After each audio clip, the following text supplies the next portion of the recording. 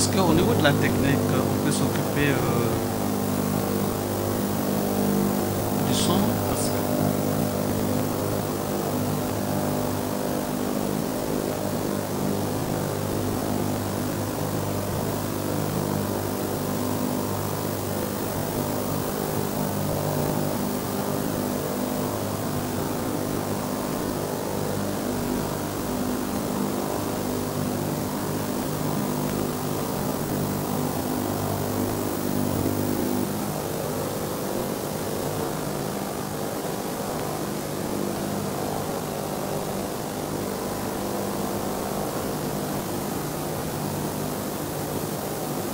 Merci.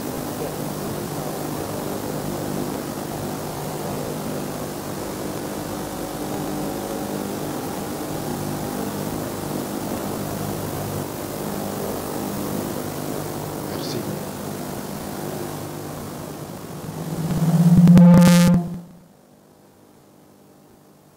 Merci, Monsieur le Président. Je suis Maître Lambi Soudan, avocat des partis civils. Monsieur le Président, hier, les confrères vous ont tenu sur les faits dont ils ont plaidé avec précision et clarté. Il me revient, Monsieur le Président,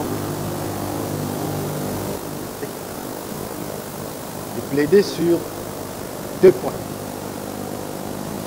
Premier point, Monsieur le Président, il s'agit de répression des Hadjaraï et des Zakawa.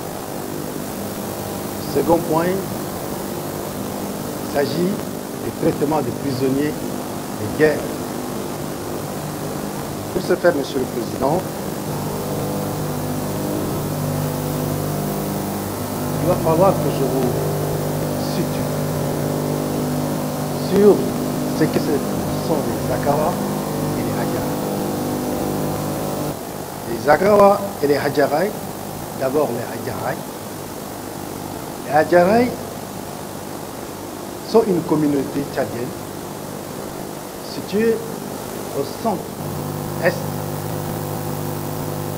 Le mot Hadjaraï signifie en arabe tchadien pierre, montagne. Donc les Hadjaraï sont une communauté qui vit au pied des montagnes, des chaînes de montagnes, dans la région du Guéret. Cette communauté Hadjaraï est tout à fait unique. Vu ses différentes composantes, elles ont des valeurs socio-culturelles communes. Notamment, ils partagent certains rites qu'on nomme par exemple les Marcaï. Ils ont une façon de vivre. Ils sont des paysans, des agriculteurs, font des activités agro-pastorales. Ils ont des traits communs physiques.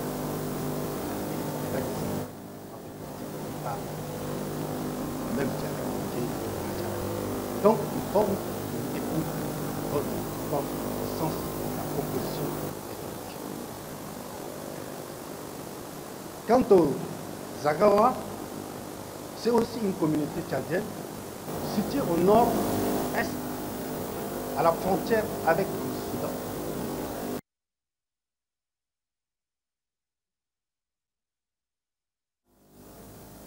On les trouve à partir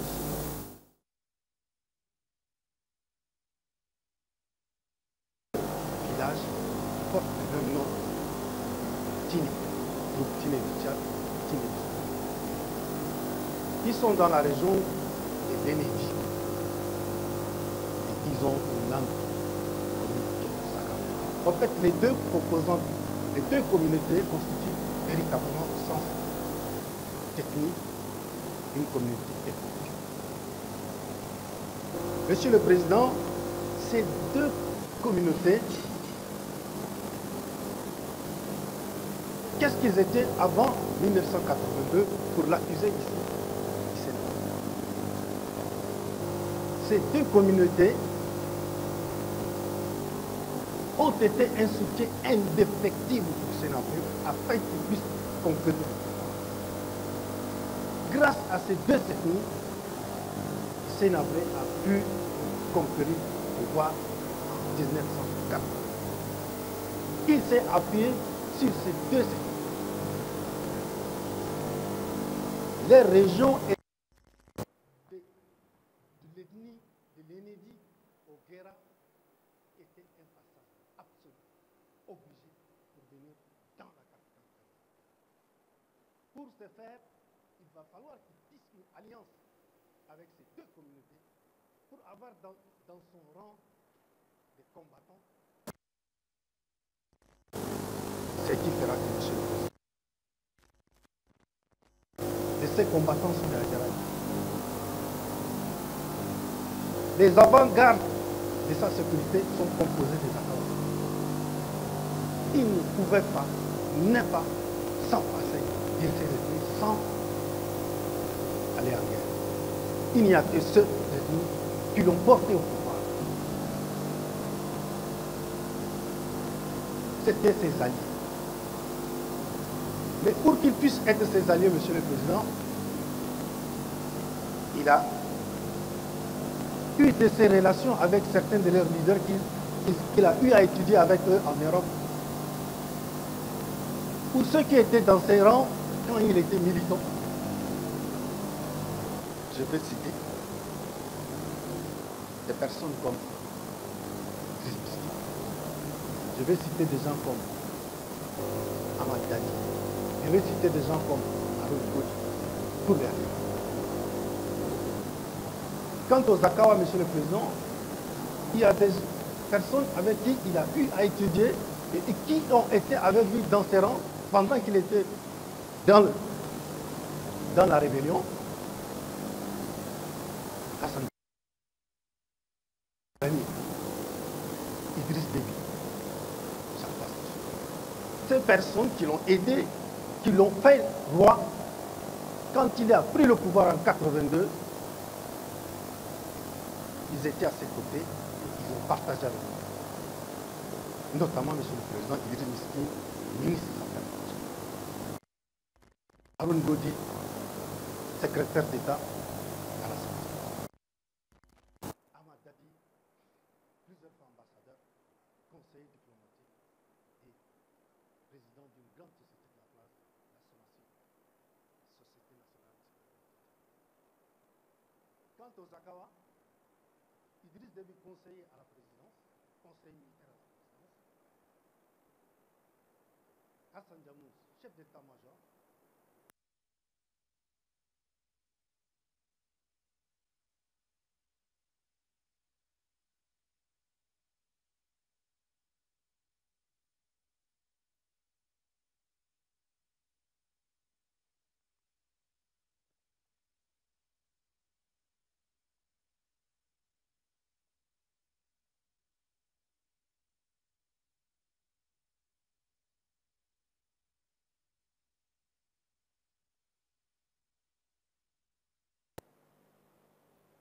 Laquelle mort mystérieuse qui, au moment des faits, ne pouvait avoir des explications. Mais seulement, comme l'a dit un confrère d'histoire d'Akra, un témoin ici à la barre avait déposé dans la personne du docteur Nawar Gawara. Nawar Gawara disait, Miskin, pour moi c'est clair que Idriss Miskin a probablement été intoxiqué. Et même si je ne pouvais pas du tout donner ces diagnostics probables, parce qu'on allait me dire par qui. Le contexte que vous connaissez à l'époque,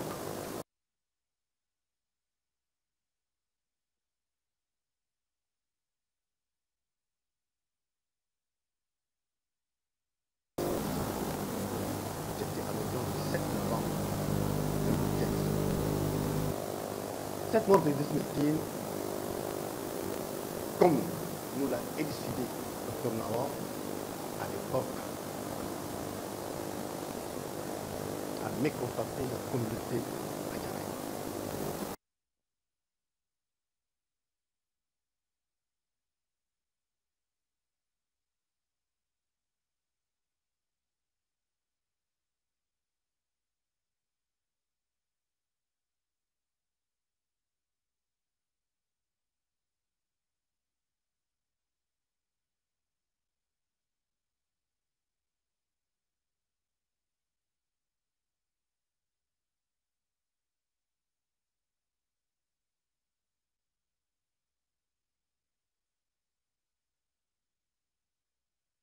événements de 9 mois et leur porter en marche. Idriss Miskin, quand Hissène Habré était Premier ministre, il était dans son cabinet. Idriss Miskin était la deuxième personnalité de l'État tchadien à l'époque. Vice-président de CCFA, Conseil, commandement du Conseil de forces armées.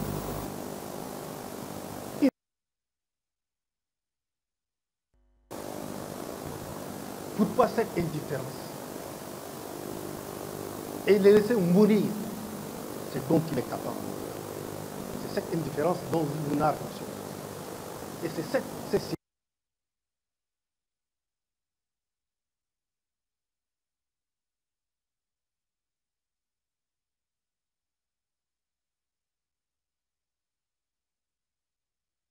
indifférence concourt à l'empoisonnement. Ce faisant, Monsieur le Président, les Hadjaraï se sont constitués pour des réflexions à ce point. Et c'est qui, le 28 mai 1927, un de leurs leaders, à la personne de Maldoum Bada Abbas, il va échouer une tentative d'assassinat à son fils par la sécurité présidentielle. Il va faire irruption pour l'assassiner, mais il réussira à s'échapper de chez lui avec 6 de ses compagnons. Dans son bled, dans le Guéra. À partir de cette date, monsieur, du 28 mai 1987, la répression des Hadjaraï a commencé. Intensement. Donc, Monsieur le Président, vous trouverez Aziz Philippe, agent de la DDS, qui dit ceci, dans sa déposition PV, côté 1186, on arrête les gens simplement parce qu'ils étaient Hadjaraï. On disait qu'ils formaient un complot contre le président de la République. Mais ce n'est pas tous les Hadjaraï qui font des complots contre Hissène Habré. Il ne suffit pas d'être Hadjaraï et d'être un comploteur. En plus, Monsieur le Président, M. Bandi Mbadoum disait, le problème de Hadjaraï en 1987 n'avait rien à voir avec la DIA. La DIA, c'est la contrepartie de paiement au Tchad lorsque vous tuez, je reviendrai dessus, lorsque vous tuez un Gouran, vous êtes absolument amené à payer un montant d'argent. C'était une loi de Gouran. Habré ne voulait pas qu'on touche à son pouvoir. Si quelqu'un ne s'en prenait pas à son pouvoir, il était épargné. Mais si vous en prenez à son pouvoir, il s'en prenait à votre ethnie également. Non seulement à vous, mais à votre ethnie. Et c'est fut le cas des Hadjaraï. Pour atteindre ces objectifs, qu'est-ce qui a été mis en place par Hissène Habré? En plus de la DDS, Monsieur le Président, une commission spéciale pour la répression des Hadjaraï. Cette commission est composée de Mamad Djibril El Djonto, de Mamad Saker Bidon, de Abakar Torbo, de Issa Arouaï. Vous les trouverez ici, Monsieur le Président. Abakar Torbo, Mamad Djibril, Mamad Saker Bidon, Issa Arouaï. C'est le précaré. C'est le cercle restreint.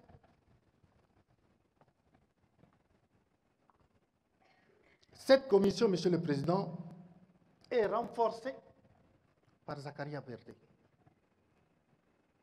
Zakaria Berdé est le conseiller à la sécurité présidentielle qui, plus tard, va être le DG de la DDS. Cette commission va être renforcée par la garde présidentielle, par les renseignements généraux. Monsieur le Président, tout est fait avec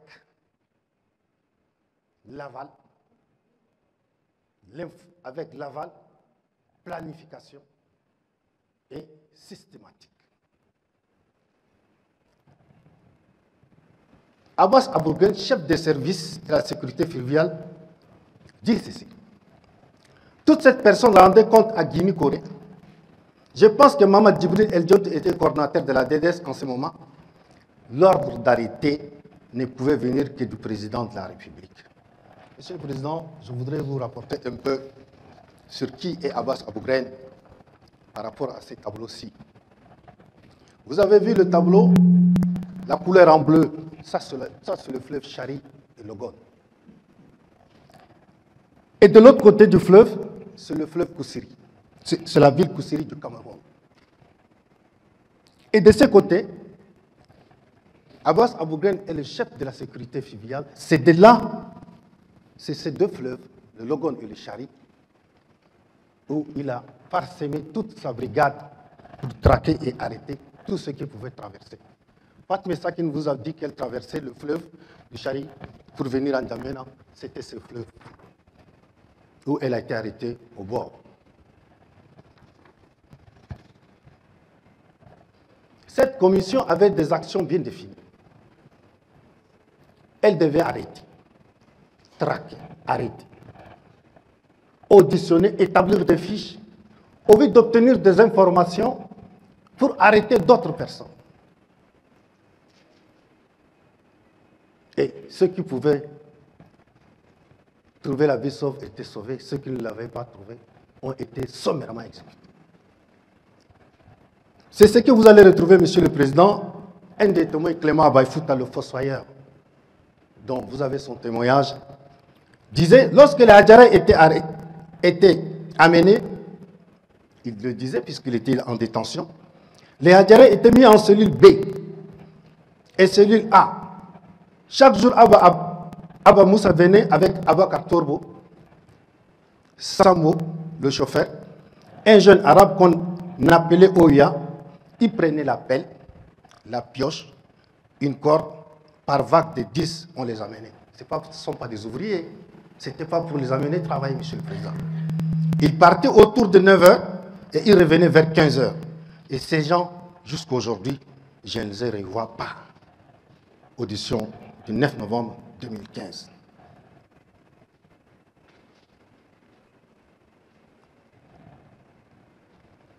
Romain Gadjibati disait, il y avait dans les grottes et partout bien, avec les particularités que j'ai vues, les gens étaient morts depuis 4 mois déjà. Mais il y avait des cailloux qui couvraient leur tête, qui étaient sèches. Si aussi des cailloux étaient restés intacts sur leur partie intime, il y avait des os dehors. Il y avait juste des petits morceaux d'habits déchirés tout près. 2. Le geôlier. On juste dit que ce sont les Hadjaraï. Gadjibati nous disait ses souvenirs lorsqu'il était en détention dans les grottes, dans le village d'Issénaoué. Et c'est ce qu'il a vu et ce qu'il a entendu.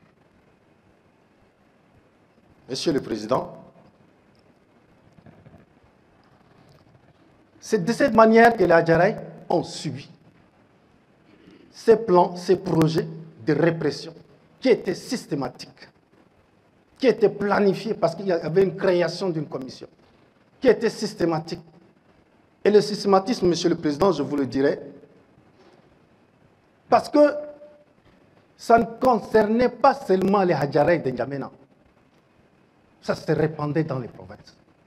Et c'est le cas où, lorsque Salengaba, le journaliste notoirement connu, dont le témoignage de son sort a été révélé par plusieurs témoins ici, Monsieur le Président, Salengaba, journaliste, qui était correspondant de l'agence France Presse, a été arrêté.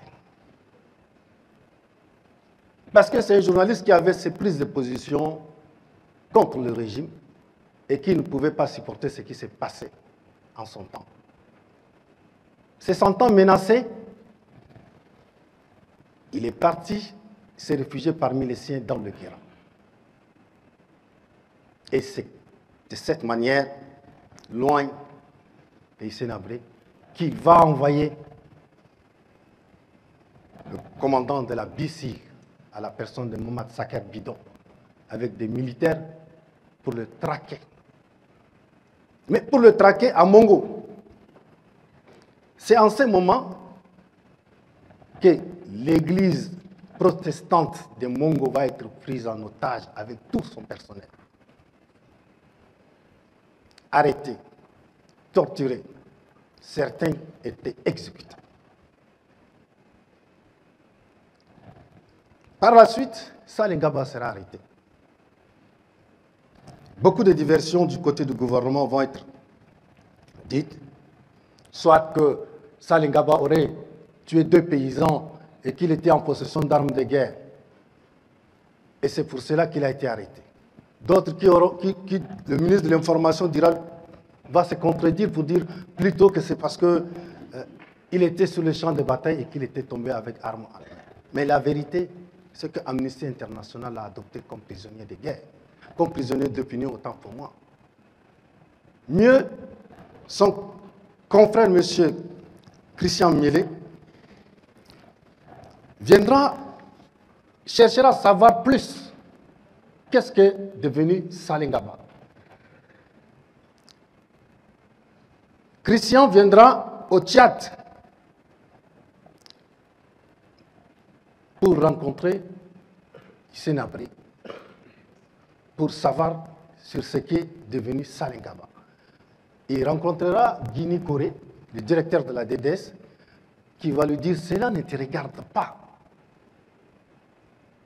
Mais il poussera plus loin sa recherche, et c'est le jour où il va rencontrer Hissène Habré, dans sa villa Senghor, Monsieur le Président, ça y est là. Hissène Habré lui dira « C'est trop tard, il est mort ». Lui de lui dire comment, Hissène Habré lui répond « De quoi voulez-vous qu'il meure dans une prison au Tchad? Il est mort de mauvais traitements. » Parole d'Hissène Habré. Consigné dans le livre La plaine des morts. Révélation de Christian Mielé. Monsieur le Président, l'arrestation de Saleh Ngaba ne fait aucun doute. Gadi Bati, le pilote ici, disait que j'étais dans cet avion qui a amené Saleh Ngaba à N'Djamena. Monsieur, s'il vous plaît, monsieur de la Cour, il vous le disait, Monsieur le Président, je l'ai vu, j'étais dans l'avion pour aller démarrer le moteur. Il était ligoté à Arbatachar, comme on dit, les pieds aussi. Et quand je suis passé, il me dit, man. Et ensuite, je me suis retourné et j'ai dit, hey man, qu'est-ce que tu fais ici? Il me dit, c'est le Tchad, non, tu connais. Mais ce n'est pas lui seul. Lui, il le dit parce qu'il l'a transporté pour l'amener.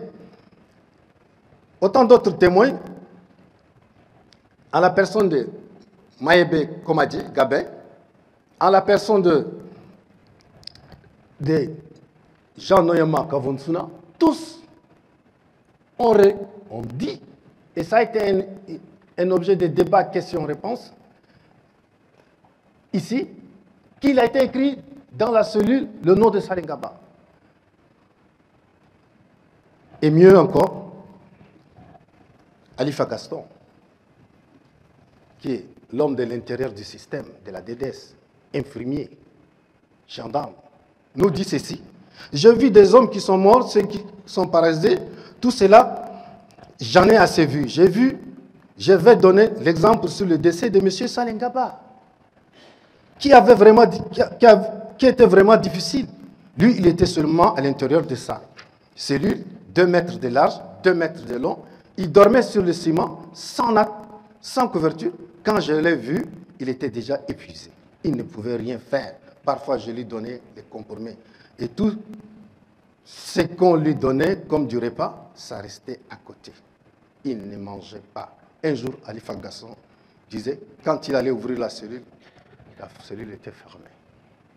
Ça veut dire qu'il était mort. Monsieur le Président, ce sont là des éléments qui attestent qu'Hissène Habré le savait et qui avait laissé mourir Saleh Ngaba et qu'il a même dit de sa bouche. Monsieur le Président, Ahmad Dadi, qui était Ahmad Dadi pour Hissène Habré? Cela vous permettra de comprendre qui est le personnage là assis. Son collègue d'études en France. Ils avaient rêvé ensemble. Gouverner le pays, gagner, prendre le pouvoir, gérer le pays. Les relations entre Sall et Ngaba étaient tellement fortes que son fils, Mamadou Dadji, quand il était ici, vous avez fait état des rapprochements familiaux entre les deux familles. La famille Abré et la famille Dadji. Lui et les enfants d'Abré fréquentaient la même école. Ils jouaient ensemble. Les uns venaient chez les autres allaient chez Abré. Abré lui-même venait chez Dadji. Dadji allait chez Abré. De sorte qu'il n'y a aucun doute qu'on puisse se dire à un moment qu'il pouvait y avoir des clashs entre les deux personnes. Mais, en ces jours de mai 87, une Mercedes noire immatriculée PR02 va se pointer la nuit. Comme à l'accoutumée, on venait chercher Ahmad Dadji parce que le président a besoin de lui. Confiance, la famille laisse aller Ahmad Dadji. Quelques heures après, ce sont les enfants qui les suivent. Mais les enfants ne vont pas retrouver leur papa chez Hissène Habré comme d'habitude. Ils vont le retrouver à la Bissir. Ahmad Dadji nous disait, personne ne pouvait parler à personne. Ils se sont attrapés, c'était que de pleurs. Ils ne comprenaient pas ce qui les est arrivé, ce qui les arrive.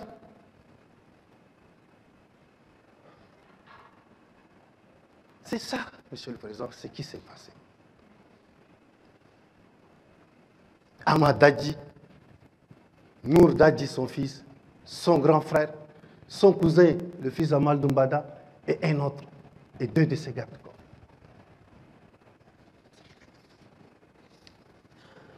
Monsieur le Président, je disais qu'elle était systématique. Vous le disiez que si on prenait un père de la famille, tout le reste passait.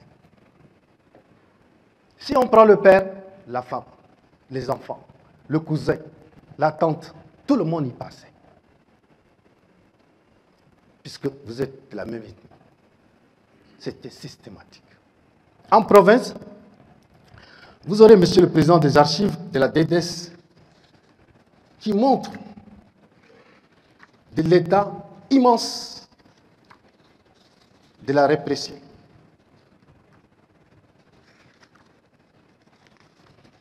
Vous avez l'archive D 2035/32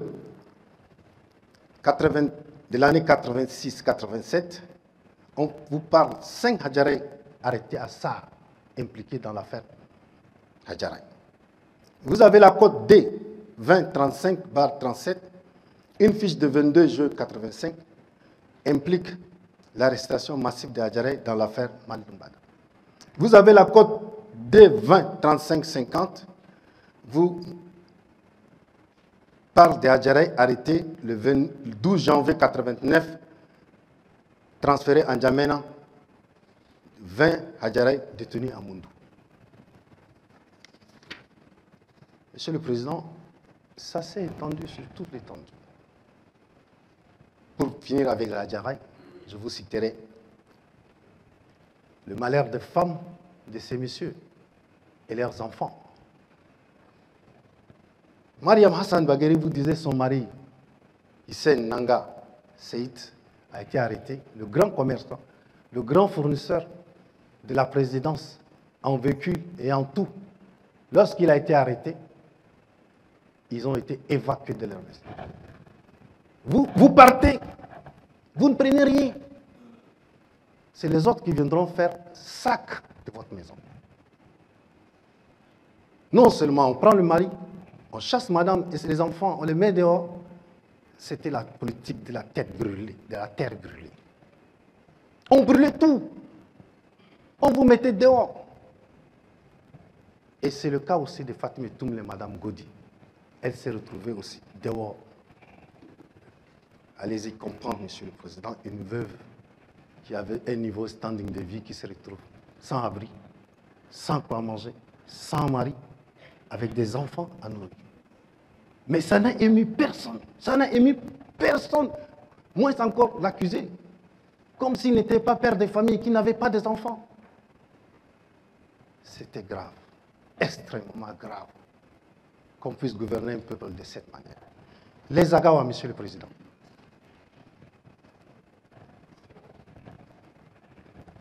Avant, c'est qu'on fait comprendre qu'il était un coup d'État. Le 1er avril 1989, ce n'était pas un coup d'État. Parce qu'en remontant un peu plus loin,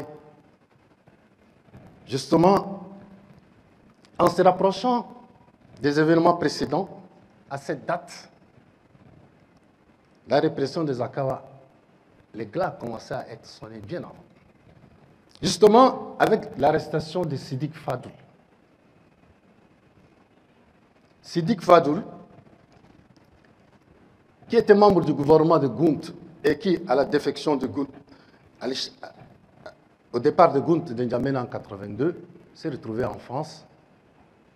Hissène Habré a voulu qu'il rentre au pays et a demandé à Hassan Diamous, son chef d'état-major, de le ramener. Et c'est ce qu'Hassan Diamous a fait. Et il l'a ramené.